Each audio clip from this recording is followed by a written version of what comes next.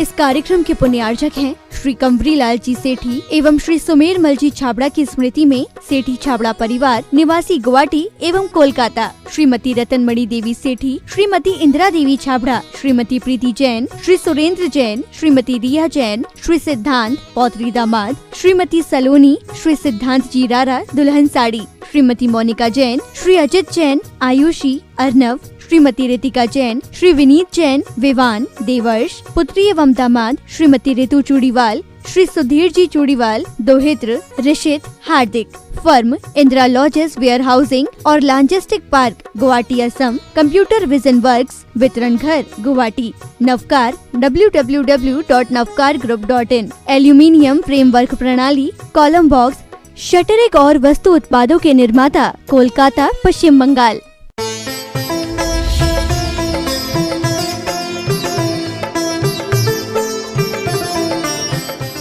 बारिश होने लगी, राजा ने नाम रखा धन्य कुमार। और अब की बार क्या होता है, व्यापार के लिए भेजा गया, क्योंकि 6 भाई ईर्ष्या से जल भुन रहे थे। पिताजी से कहा कि बैठे बैठे खाता रहता है, उसको भी व्यापार के लिए भेजो, ऐसे कब तक खाता रहेगा। आखिर व्यापार करने के लिए गया था, मालूम है ना कल आपको। और वह अपने जन्म के समय निकली 100 स्वर्ण की अशर्फी लेकर के गया था। उसके बदले में अंत में एक पलंग लेकर के आया। वो पलंग को देख करके भाइयों ने बहुत उपहास किया, बहुत मजाक उड़ाया, उसके खिल्ली उड़ाई, लेकिन उसको कोई फर्क नहीं पड़ा। वो तो सहज था, चाहे जो कुछ भी करना है करते रहो, लेकिन मुझे तो बस अच्छा ही सोचना है, यही लक्ष्य था और जीवन में आनंद से ही जीना है। एक बात आपसे कहना चाहती हूँ, अगर कोई आपका बुरा करे तो आप उसके प्रति नफरत क्यों करते हैं? नफरत करने से क्या वो अच्छा हो जाएगा? बल्कि और बुरा होगा। आपको वो अच्छा नहीं लग रहा है, इसीलिए तो नफरत कर रहे हैं ना। तो एक बात ध्यान रखिएगा, नफरत करके क्यों बढ़ाते हो अहमियत उसकी? नफरत करके क्यों बढ़ाते हो अहमियत उसकी? माफ करके मान घटाने का तरीका भी अपना लो।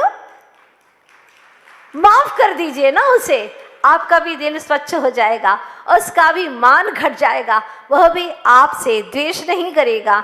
इसीलिए बेहतरीन तरीका है स्वयं को सुधारने का भी, औरों को सुधारने के लिए भी हमारे जिनेंद्र भगवान ने कहा है। और एक बात ध्यान रखिएगा, जब आप बहुत छोटे होते हैं, बहुत निम्न स्तर में जीते हैं, गरीब अवस्था में, निर्धन अवस्था में रहते हैं, लोग आपको सहायता करने की भावना करते हैं, कोशिश करते हैं, लेकिन जब आप खुद ब खुद धनवान बन जाते हैं तो फिर लोग आपको सहायता की दृष्टि से कभी नहीं देखते। आपके दुश्मन तो बन जाएंगे, लेकिन आपके हम सफ़र बनना बहुत मुश्किल हो जाएगा। कहते हैं ना, वह सोचता है धन्य कुमार की जब मैं छोटा था तब कैसा था और अब बड़ा हो गया तो कैसा हो गया। ये भाई ही मेरे साथ में षड्यंत्र करते हैं। कोई बात नहीं, कहते हैं ना कि जब चलना नहीं आता था गिरने नहीं देते थे लोग। जब चलना नहीं आता था गिरने नहीं देते थे लोग, पर जब से संभाला है खुद को कदम कदम पर गिराने की सोचते हैं लोग। कदम कदम पर गिराने की सोचते हैं लोग। यह सच्चाई है, यह हकीकत है। जब आप अच्छे से अपने मजबूत कदमों से चलने लग जाते हैं तो लोग आपके कदम को उखाड़ने की कोशिश करते हैं। घबराना मत। जिसके जीवन में प्रभु भक्ति है, सारी दुनिया एक तरफ हो जाए, उसका बाल भी बांका नहीं कर सकती। विश्वास मत खोना। प्रभु की भक्ति पर, प्रभु के गुणों पर, प्रभु की वितरागता पर विश्वास रखना। हर गलत से गलत, बुरा से बुरा समय भी आपका अच्छा हो जाएगा। बस विश्वास रखना। दुनिया में एक प्रभु की शक्ति ही एक ऐसी शक्ति है जिसको आप भक्ति से अपने अंदर में उद्घाटित कर सकते हैं। तो क्या हुआ, जैसे ही माँ ने पलंग साफ किया, बहुत सारे रत्न बिखर गए और रत्न बिखरे, उसमें से एक चिट्ठी भी निकली। अब चिट्ठी राजा के पास ले जाता है और राजा पढ़ते पढ़ते हंसता है, मुस्कुराता है, बड़ी खुशी होती है राजा को। और सेठ कहता है, राजन मुझे सुनाइए इस चिट्ठी को क्या लिखा है। लिखा था, मान्यवर यह लोहे का एक पलंग मात्र है, किंतु इसमें रत्न भी है और पत्र भी मैंने रखा है। मैं आपकी नगरी का एक बड़ा सेठ था, नगर का सेठ था। वो समय था जब मेरे पास में सब कुछ था, नहीं था तो एक संतान भी नहीं थी। मैं निसंतान था। मैंने सोचा मेरे इतने सारे धन का मालिक कौन होगा। मैं सोचता रहा, लेकिन मुझे कुछ बात समझ में नहीं आई। अंत तो गत्वा नगर में एक मुनिराज पधारे। वे बड़े अवधि ज्ञानी मना परे ज्ञानी मुनीश्वर थे।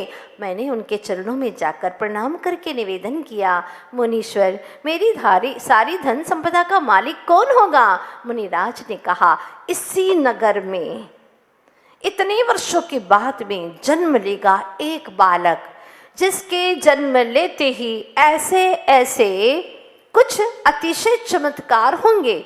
कैसे? जो मैं आपको सुना चुकी हूँ। जन्म लेते ही धन का खजाना निकलेगा और उस बालक का नाम होगा धन्य कुमार। वही मेरी सारी संपत्ति का मालिक होने वाला है। इसलिए मैंने यह पत्र लिखा है और साथ ही इसमें नक्शा दिया है।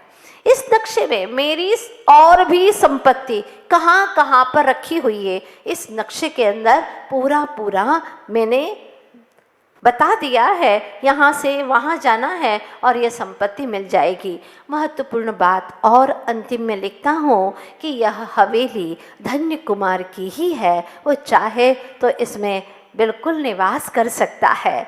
इस तरह की बातें लिखी और राजा ने सेठ की तरफ देखा। सेठ जी, मैंने आपसे कहा था ना उसी वक्त कि तुम्हारा बेटा सामान्य नहीं है, ये बहुत ही पुण्यात्मा है, धर्मात्मा बेटा है तुम्हारा, साधारण नहीं है। और जैसे ही वह पत्र लेकर के जाता है और सारी बात परिवार के लोगों को सुनाता है, 6 भाई आश्चर्यचकित हो जाते, लंबी लंबी बड़ी बड़ी आंखें करके और देखते हैं एक दूसरे को। अपन चलेंगे हवेली में तो अपन ही रहेंगे, और सब के सब जा कर के डेरा जमा लेते हैं। लेकिन धन का मालिक तो वो ही था। कौन? धन्य कुमार। औरों को जो नक्शे के तहत बनाया गया था वो उन्हें दिखाई ही नहीं देता, पर हवेली में रहते हैं। और अभी परेशान तो उनको करना ही था। जितना जितना पुण्य उसका बढ़ता जा रहा है, धन बढ़ता जा रहा है, उतना ही मैंने पहले ही आपसे कहा कि धन बढ़ता जाए तो संभावना पूरी है कि आपके दुश्मन बढ़ते जाएंगे। धर्म बढ़ता जाए तो पूरी संभावना है, और संभावना ही बिल्कुल सत्य है कि आपकी दुर्गति टल जाएगी। आप दुर्गति में नहीं जाएंगे, ये निश्चित बात है। दुर्गति आपकी होने ही वाली नहीं है, सदगति निश्चित होगी, ये निश्चित बात है। अब हुआ क्या, जैसे ही वो वहाँ पर रहने लगे तो एक दिन 6 भाइयों ने षड्यंत्र किया। देखो बहुत हो गया, जहाँ देखो वहाँ धन्य धन्य धन्य। माँ पिता के मुँह से सवेरे से शाम तक एक ही बात, धन्य धन्य धन्य। बस धन्य से उनके मुंह से निकलता है और कुछ निकलता ही नहीं है। अब धन्य का सारा काम ही समाप्त करना है, तमाम कर देना है। और उन्होंने षड्यंत्र किया। आपस में कहने लगे, माँ हम 6 ने तय कर लिया कि बावड़ी पे जा रहे नहाने के लिए। तो धन्य आ गया। धन्य ने भी सुना, उसने कहा भाई मैं भी चलूँगा, मैं भी आपका छोटा भाई हूँ ना, मैं भी चलूँगा, आपके ही साथ चलूँगा, मैं भी बावड़ी पे चलूँगा। तो सबने कहा नहीं तुम नहीं चलोगे, तुम बहुत छोटे हो, तुम क्या करोगे। अरे छोटा कहाँ हूँ, मैं भी तो व्यापार करने लगा हूँ, मुझे भी साथ ले चलो। वो तो चाहते ही थे कि वो अपने मुंह से कहे, उतावला हो और हम उसको भी साथ में ले जाएं, ताकि हमारा षड्यंत्र माँ पिता को पता ही ना चले। वो बार बार मना कहने लगे, पर उन्हें पता था कि धन्य कुमार का स्वभाव कैसा है। अब जिद ठान ली, माँ मैं भी जाऊँगा, कहिए ना उन्हें भैया मुझे साथ में लेकर के जाएं। तो माँ ने बड़े प्यार से कहा, देखो छोटा भाई है तुम्हारा, वो चाह रहा है तो उसको भी लेकर के जाओ, वो भी तुम्हारे साथ में जाएगा, ठीक है ना। ठीक है माँ बाप कह रहे हो तो हम लेकर के जा रहे हैं, ठीक है, लेकिन उसको धन्य कुमार को अच्छे से वापस लेकर के आ जाना घर पे, ठीक है। हाँ माँ, छोटा थोड़ी ना है, बड़ा है, आ जाएगा खुद चल करके, कोई पकड़ के थोड़ी ना लाना है। बड़े खुश हो रहे थे, अपना षड्यंत्र बिल्कुल सही गति में जा रहा है। और सब लोग गए वहाँ पर बावड़ी के बहुत बड़ी बावड़ी थी और अथाह पानी भरा हुआ था। षड्यंत्र के तहत उन्होंने पहले से पूरी प्री प्लानिंग से तैयारी करके रखी थी और कहने लगे झूठ मूठ में कि पहले मैं इसमें जाऊंगा, मैं डूबूंगा, मैं उतरूंगा उसमें। दूसरे ने कहा नहीं नहीं मैं डूबूंगा, मैं कूदूंगा। तीसरे ने कहा नहीं मैं कूदूंगा। तो धन्य कहता है आप सब बाद में कूदेंगे, पहले तो मैं ही कूदूंगा। अरे नहीं तुम नहीं कूदोगे, कहा ना तुम छोटे हो, फिर माँ भी डांटेगी तुम्हें। नहीं नहीं तब तक तो हमारे कपड़े भी अच्छे से सूख जाएंगे, मैं तो कूदूंगा। और किसी की प्रतीक्षा न करते हुए धन्य कुमार उस बावड़ी में कूद पड़ा। जैसे ही वह कूदा उन 6 भाइयों ने बड़ी बड़ी चट्टानें उसके ऊपर डाल दी, बड़े बड़े पत्थर उसके ऊपर डाल दिए। जब पत्थर डाले तो उसको एहसास हुआ कि मेरे ऊपर कुछ षड्यंत्र किया जा रहा है। पर अगर कोई षड्यंत्र कर रहा है, कोई अगर मेरे प्रति गलत भाव कर रहा है, अगर मैं भी उनके प्रति द्वेष करूंगा तो मेरा पाप तीव्रता से बढ़ेगा। माँ हमेशा कहती थी कि प्रभु के प्रति जब हमारा समर्पण होता है, प्रभु के प्रति अगर हमारा जीवन समर्पित हो जाता, मन वचन काय हमारा उपयोग प्रभु में लग जाता है, तो उस वक्त जो अनंत कालीन बंध होता है, बहुत बहुत समय तक और तीव्रता से जो कर्म का फल हमें भोगना पड़ता है, वो कर्म फल भी मंद होकर के मात्र अनंत अनंत का अनंतवा भाग शेष रह जाता है, सिंधु में बिंदु सा रह जाता है। इसीलिए मुझे उनके प्रति दुर्भाव नहीं करना है। उनका क्या दोष है, कर्म तो मेरा ही था ना, तभी तो उन्होंने मुझे गिराया। नहीं नहीं हे प्रभु, बस आप ही की शरण है। और वह निरंतर प्रभु की भक्ति में लीन हो जाता है। विघ्नौघा प्रलयम यान्ति शाकिनी भूतपन्नगः विषम निर्विशताम याति स्तूयमाने चिदेश्वरे। जो भगवान की भक्ति करता है उसके सारे पाप बेड़ियां तड़ातड़ टूट जाती है। आप लोगों ने भी देखा होगा, जब कोई नहीं आता मेरे बाबा आते हैं, पढ़ते हैं ना आप लोग। हाँ, जब कोई बुरा करे तब हमें अच्छी सोच की रफ्तार को और तेज करना है। अच्छी सोच की रफ्तार जितनी तेज करेंगे उतने ही आपके पाप कर्म तीव्रता झड़ जाएंगे। बस क्या हुआ, कहते हैं ना देवा भी तस् प्रणमंती जस धम्मे सयामणो। देव भी उसको प्रणाम करते हैं जिसके हृदय में धर्म होता है। जल देवता का आसन कंपायमान हो गया उसकी भक्ति से। भगवान के प्रति जैसे ही हम एक तान हो जाते हैं, देवता का आसन कंपायमान होने लगता है और वह जान लेता है उसी वक्त वहां पर पानी के स्थान पर नीचे नीचे वातावरण में वायु का निर्माण कर लेता है और चारों तरफ वायु होने से उसको श्वास लेने में तकलीफ नहीं होती, वह आसानी से श्वास लेता है। कहा है ना, यूं तो क्या क्या नजर नहीं आता, उनका दामन नजर नहीं आता, झोलियां उनकी भर जाती है मगर देने वाला नजर नहीं आता। कौन क्या दे रहा है पता नहीं, लेकिन इतना हुआ कि उसको जल से बाहर निकाल करके ले आए और तब तक भाई सब वहां से चले गए थे। सोचा कि वो तो मर ही गया डूबा और मर गया, अब तो उसका हड्डी तक भी ऊपर नहीं आने वाली। हमने इतनी चट्टानें डाल दी उसके ऊपर कि वह कभी ऊपर आ ही नहीं सकता, मुर्दा भी नहीं आने वाला, किसी को पता नहीं चलने वाला। और वह खुश होकर के वाह हो गया, बहुत मजा आ गया, आज का दिन बहुत अच्छा रहा, हमारा कांटा निकल गया। इस तरह से बड़े खुश होकर के घर की ओर जा रहे थे और उधर देवों ने उसको बाहर ला करके एक आसन के ऊपर बिठा दिया। मन ही मन सोचता है, धन्य विचार करता है कि अब मैं घर की ओर दौड़ूं, क्योंकि माँ बहुत दुखी हो रही होगी, माँ रो रही होगी, पूछ रही होगी भाइयों से कहाँ गया मेरा धन्य। माँ बहुत दुखी हो जाएगी, वो भोजन भी नहीं करेगी, वो सो भी नहीं पाएगी, मुझे जल्दी से घर की ओर जाना है। और वह दौड़ने की कोशिश करता है। इधर से क्या होता है, माँ पूछती है बेटा आप लोग आ गए, लेकिन धन्य तो दिखाई नहीं दे रहा। माँ की आंखें पहले धन्य को ही निहारा करती थी, कहाँ गया मेरा धन्य। अरे माँ आपका धन्य कितना चंचल है, हमने कहा हमारे साथ चलो और वो बावड़ी तक आया ही नहीं, पता नहीं जंगल में कहाँ चला गया, हमसे कह कर के भी नहीं गया। आ जाएगा ना माँ, आ जाएगा। माँ रात भर प्रतीक्षा करती रही, प्रतीक्षा ही करती रही, पता नहीं कब आएगा। जैसे कि माँ श्रीमती प्रतीक्षा कर रही थी कि मेरा बेटा विद्या आएगा, आएगा, बोलेगा, लेकिन आया ही नहीं। वहीं पर आप लोग स्थगित थे ज्ञानधारा में। हाँ, बालक विद्या आया ही नहीं, पता ही नहीं चला कहाँ चला गया है। 8 दिन के बाद में पता चलेगा ना, बहुत दूर गया है। 8 दिन के बाद में पता चलेगा, जब विधान हो जाएगा तब पता चलेगा कि कहाँ गया है बालक विद्या। माँ भी सोच रही है, वह धन्य कुमार की माँ, मेरा बेटा, मेरा लाल कहाँ चला गया। रात बीत गई, सवेरा हुआ, फिर पूछा, बच्चों बताओ ना सच। अरे माँ, मर गया होगा वो तो, अगर जिंदा होता तो आ ही गया होता। हाँ, वो बावड़ी में नहाने का भी बोल रहा था, कूद गया होगा। बावड़ी तो बहुत गहरी है, बहुत पानी था, वो कहाँ बचा होगा, मर गया होगा। माँ अब चिंता छोड़ो उसकी, हम तो है ना तुम्हारे 6। माँ समझ गई कि कुछ न कुछ षड्यंत्र करके आए हैं, अब न जाने क्या होने वाला है। मुझे भी कुछ समझ में नहीं आ रहा, लेकिन आप लोग कल ऐसी भक्ति कीजिएगा कि धन्य कुमार माँ के पास तक आ जाए, क्योंकि माँ बहुत दुखी है, विराग्नि में जल रही है माँ, पता नहीं। और उधर की खीर तो पता नहीं कब पकने वाली है, शुभ मुहूर्त आएगा तभी पकने वाली है। हाँ, बहुत सारे भव्य जीवों का पुण्य इसमें लगेगा, तभी वह खीर बनने वाली है।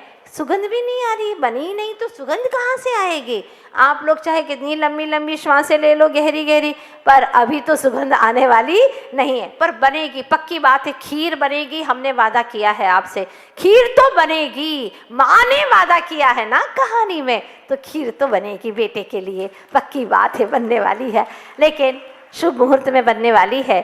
तकदीर से लड़ाई इंसान की, ये कहानी है जी आगम पुराण की। तकदीर से लड़ाई इंसान की, करने गया धन्य व्यापार, लाया एक पलंग वह साथ, देखे माता ने रतन बहुमूल्य ही। पत्र पढ़ हर्षित नृपराज, पाया ऊंचा महल प्रसाद, भाई जलन से जले दिन रात ही। ये कहानी है जी आगम पुराण की, तकदीर से लड़ाई इंसान की। ये कहानी है जी आगम पुराण की। करे षड्यंत्र, सभी षड्यंत्र कर रहे हैं, मालूम है ना आपको। करे षड्यंत्र सभी मिल भ्रात, धन्य को मारेंगे हम आज, किंतु पुण्य का कवच मजबूत था। वापी बीच गिराया धन, जपा श्रद्धा से महामन, रक्षा जल देवता ने की प्रभुदास की। ये कहानी है जी आगम पुराण की, तकदीर से लड़ाई इंसान की। ये कहानी है जी आगम पुराण की, ये कहानी है जी धन्य पुराण की। धन्य चरित्र की ये कहानी आप सभी लोग सुन करके धन्य धन्य हो रहे हैं। हमारा जीवन भी ऐसा हो प्रभु। विगत में बहुत पाप किया था जो भटक रहे हैं, लेकिन अब हमारा जीवन, हे आदिश्वर, हे 24 तीर्थंकर भगवान, आपकी भक्ति में ऐसे तल्लीन हो जाए, कितना अच्छा लगता है। 4-5 घंटे ऐसे निकल जाते हैं, तन की सुध बुध नहीं रहती है, मात्र प्रभु के गुणों में खो जाते हैं। जैसे जैसे दिन बीतते जा रहे हैं, ऐसे ऐसे ही परिणामों में विशुद्धि आती जा रही है। इसी तरह से आपके परिणामों में विशुद्धि बढ़ती जाए, ऐसी शुभकामनाओं से कल बहुत अच्छे से कुछ विशुद्धि बढ़ा करके आइएगा, थोड़ा विशेष जाप करके आइएगा उस माँ के लिए जो माँ बेटे की विरहाग्नि में जल रही है। बोलिए भक्तामर महामंडल विधान की, आचार्य गुरुवर्षि विद्यासागर जी महाराज की।